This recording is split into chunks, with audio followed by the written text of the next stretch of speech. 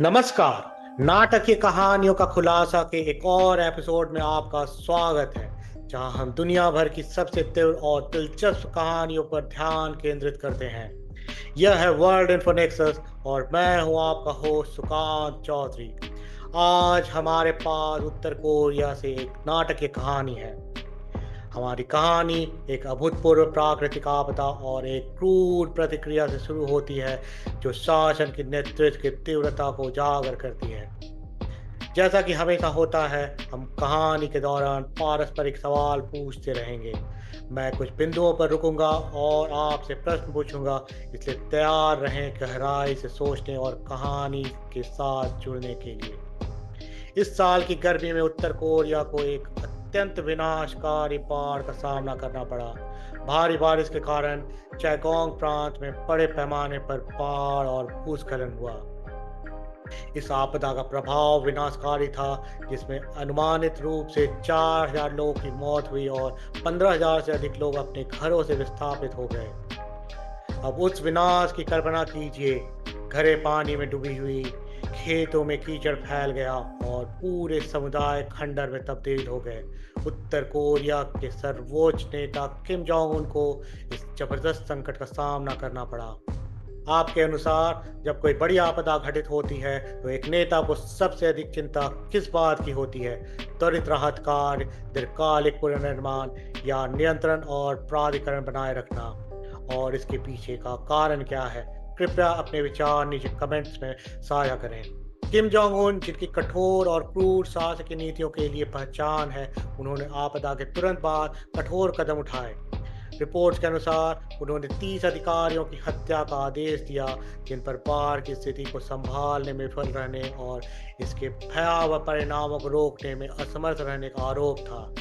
दक्षिण कोरियाई मीडिया के मुताबिक इन अधिकारियों को भ्रष्टाचार और कर्तव्य की लापरवाही के आरोप का सामना करना पड़ा। रिपोर्ट्स के अनुसार ये अत्यधिक कठोर कदम पिछले महीने के अंत में उठाए गए थे और यह संकट के प्रति किम की प्रतिक्रिया का एक हिस्सा था। उत्तर कोरियाई केंद्रीय समाचार एजेंसी ने पहले यह रिपोर्ट किया था कि किम ने जिम्मेदार लोगों के लिए कठोर सजा की मांग की थी। रिपोर्ट किए गए अधिकारियों की फांसी का ऐसे शासन में सत्ता में बने हुए लोगों के मनोबल पर क्या प्रभाव पड़ता है? क्या इससे शासन में अधिक कुशलता आ सकती है, या इससे अधिक भय और अस्थिरता पैदा हो सकती है? कृपया अपने विचार नीचे कमेंट्स में साझा करें। जिन अधिकारियों को फांसी दी गई, उनके नाम सार्वजनिक रूप से नहीं बताए गए, लेकिन एक प्रमुख व्यक्ति कैंग बोंग हुन, जो चेगोंग प्रांत के प्रांतीय पार्टी समिति के सचिव थे, उन अधिकारियों में शामिल थे जिन्हें हटा दिया गया। बाढ़ के बीच एक आपात बैठक के दौरान किम की नाराजगी और तत्कालिकता स्पष्ट रूप से महसूस की जा सकती थी। पूर्व उत्तर कोरियाई राजनयिक ली इल च्यू ने साझा किया कि चैगोंग प्रांत के अधिकारियों की स्थिति अत्यंत तनावपूर्ण थी, क्योंकि उन्हें पता था कि उनकी पदवी और संभवतः उनकी जान भी खतरे में थी। किम जोंग उन ने स्वयं बाढ़ प्रभावित क्षेत्रों का दौरा किया, स्थानीय निवासियों से मुलाकात की और क्षति का जायजा लिया। उन्होंने अनुमान लगाया कि इन तबाह हुए इलाकों को पुनर्निर्मित करने में कई महीने लग सकते हैं। इसके बावजूद किम ने दक्षिण कोरिया से आई मौतों की रिपोर्ट को सार्वजनिक रूप से यह कहते हुए खारिज कर दिया कि आंकड़े बढ़ा चढ़ाकर प्रस्तुत किए गए थे। आपको क्या लगता है कि किम जोंग उन का मृत्यु संख्या को सार्वजनिक रूप से खारिज करने का असर उत्तर कोरियाई सरकार की घरेलू और अंतर्राष्ट्रीय धारणाओं पर क्या होगा?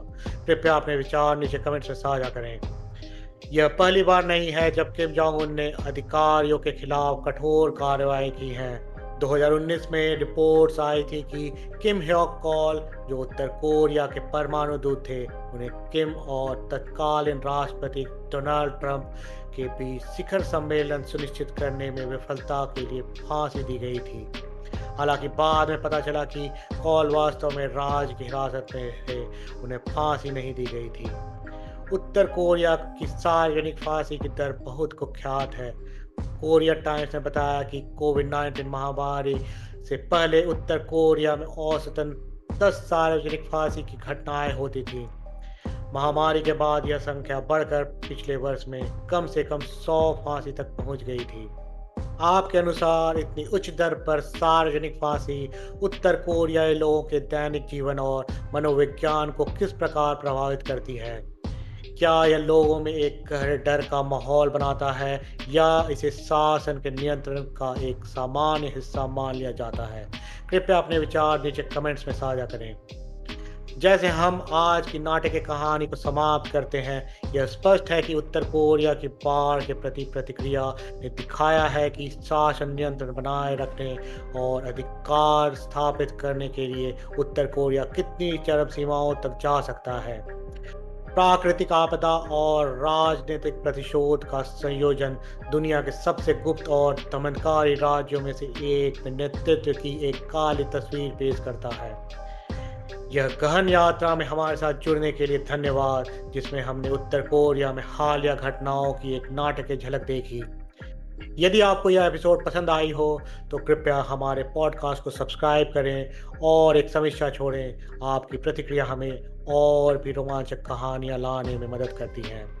अगली बार तक जिज्ञासु बने रहें और दुनिया की सबसे नाटकीय कहानियों की खोज करते रहें। यह रहा वर्ल्ड इन्फोनेक्सस और मैं सुकांत चौधरी नाटक की कहानियों का खुलासा से विदा लेता हूँ। मिलते हैं अगले एपिसोड में।